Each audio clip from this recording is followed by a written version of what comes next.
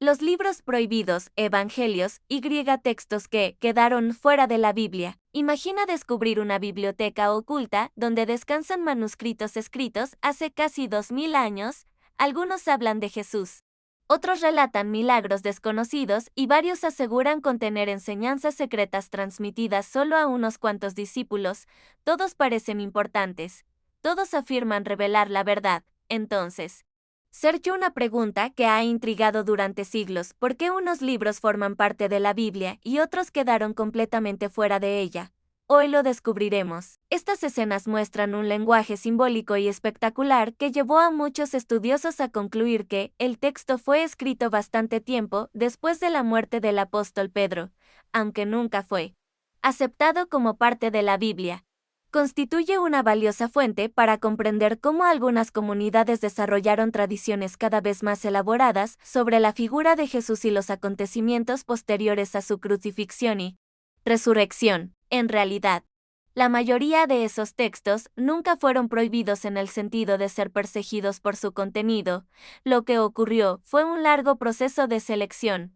Las primeras comunidades cristianas necesitaban distinguir qué escritos conservaban fielmente las enseñanzas de los apóstoles y cuáles habían sido redactados muchos años después por autores desconocidos que atribuían sus obras a personajes famosos.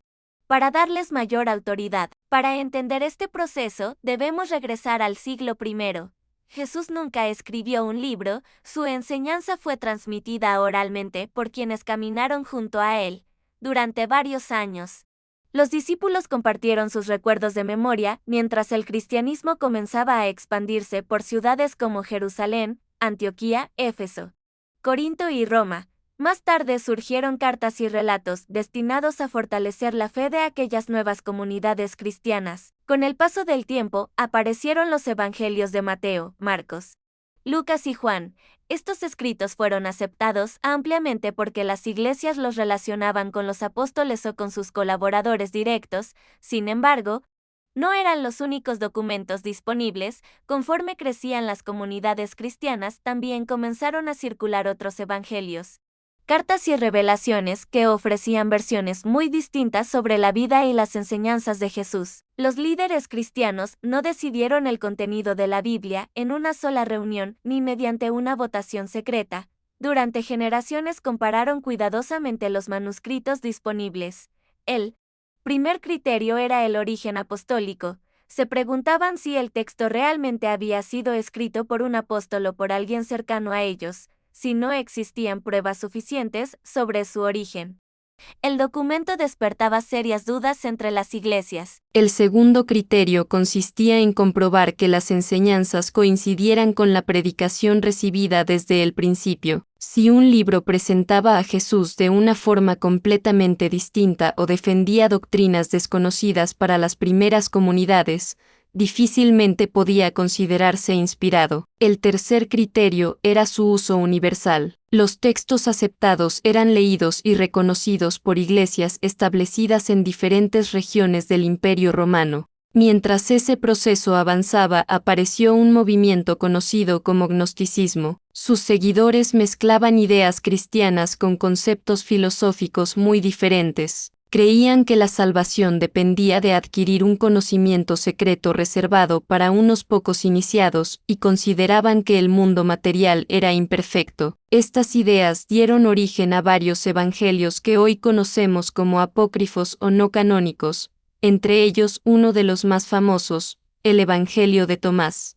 El Evangelio de Tomás resulta sorprendente porque no narra el nacimiento de Jesús, sus milagros, su muerte ni su resurrección. Está formado por 114 dichos atribuidos al Maestro. Algunos se parecen a frases presentes en los evangelios bíblicos, mientras que otros presentan enseñanzas completamente distintas. Para muchos investigadores refleja la visión espiritual de una comunidad del siglo II más que el testimonio directo de los primeros discípulos. Precisamente por esas diferencias, el Evangelio de Tomás nunca fue incorporado al canon del Nuevo Testamento. Sin embargo, su importancia histórica es enorme, porque demuestra que existieron comunidades cristianas con formas muy distintas de entender a Jesús y la salvación. Pero Tomás no fue el único. Otros escritos atribuidos a Pedro, María Magdalena y Judas también aparecieron con el paso del tiempo y continúan despertando intensos debates hasta nuestros días.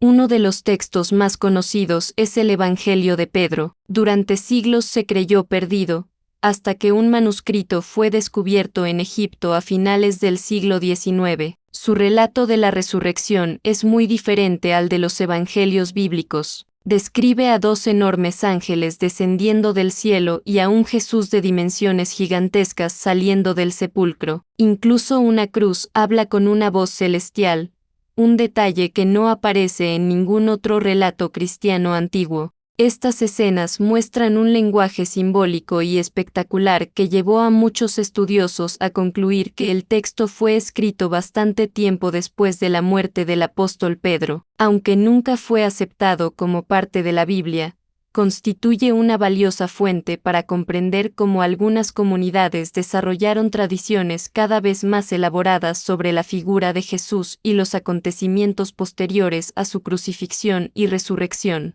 Otro escrito que ha despertado enorme interés es el Evangelio de María, atribuido a María Magdalena. En este texto, ella aparece como una discípula que recibe enseñanzas especiales de Jesús y comparte ese conocimiento con los demás. Esto provoca discusiones con algunos apóstoles, especialmente con Pedro. El documento refleja debates sobre liderazgo y autoridad que existían entre distintas comunidades cristianas durante el siglo II. El Evangelio de María no pretende narrar la vida de Jesús desde su nacimiento hasta la resurrección. Se centra en conversaciones espirituales y en la interpretación del mensaje cristiano. Por ello, los especialistas consideran que representa la visión particular de un grupo específico y no el testimonio directo de quienes convivieron con Jesús. Aún así, sigue siendo una pieza fundamental para comprender la diversidad del cristianismo primitivo. Quizá uno de los descubrimientos más sorprendentes fue el Evangelio de Judas. Durante siglos solo se conocía porque algunos escritores antiguos hablaban de él. Sin embargo, a comienzos del siglo XXI apareció un manuscrito que permitió estudiar su contenido. En este relato, Judas Iscariote deja de ser el gran traidor y se convierte en el discípulo que comprende el verdadero plan de Jesús y cumple una misión encomendada por el propio Maestro. Esta versión cambia completamente la imagen tradicional de Judas. Según el texto, entregar a Jesús era necesario para liberar su espíritu del mundo material. Esa idea coincide con la visión gnóstica, donde el cuerpo era visto como una prisión y la salvación dependía del conocimiento oculto. Por esa razón, la mayoría de los investigadores considera que este evangelio refleja las creencias de un grupo específico y no un hecho histórico comprobado. También existen los llamados evangelios de la infancia. Estos escritos intentan responder preguntas que los evangelios bíblicos nunca explican. ¿Cómo fue la niñez de Jesús? ¿Realizó milagros cuando era pequeño? Uno de los más famosos cuenta que el niño moldeó aves con barro y les dio vida. En otros relatos castiga a quienes lo molestan y después devuelve la salud o la vida a diferentes personas mediante poderes extraordinarios. Estas historias buscaban satisfacer la curiosidad de los creyentes, pero presentaban una imagen muy distinta de la ofrecida por Mateo, Marcos, Lucas y Juan. Los evangelios canónicos muestran a Jesús iniciando su ministerio público siendo adulto, mientras que estos relatos infantiles tienen un estilo claramente legendario. Por ello nunca fueron considerados una fuente confiable para reconstruir los hechos históricos de la vida de Cristo. Otro documento importante es el Protoevangelio de Santiago. En lugar de centrarse en Jesús, dedica gran parte de su contenido a la infancia de María, sus padres Joaquín y Ana, y su vida antes del nacimiento de Cristo. Muchas tradiciones cristianas posteriores sobre María nacieron precisamente en este escrito. Aunque nunca fue incluido en la Biblia, ejerció una enorme influencia sobre el arte, la liturgia y la cultura cristiana medieval. Todos estos textos demuestran que durante los primeros siglos existieron numerosas comunidades con formas diferentes de entender la figura de Jesús. Algunas compartían la enseñanza apostólica y otras desarrollaban nuevas interpretaciones influenciadas por corrientes filosóficas de la época. Comprender esa diversidad permite valorar mejor el proceso mediante el cual se formó el Nuevo Testamento y distinguir entre historia, tradición y reflexión religiosa. Los llamados libros prohibidos nunca desaparecieron por completo, hoy siguen siendo estudiados por historiadores y arqueólogos porque ayudan a comprender la diversidad del cristianismo primitivo. Aunque no forman parte de la Biblia, representan un valioso testimonio de su época. Conocer su historia no cambia necesariamente la fe, pero sí permite entender mejor cómo se formó uno de los libros más influyentes de toda la historia de la humanidad.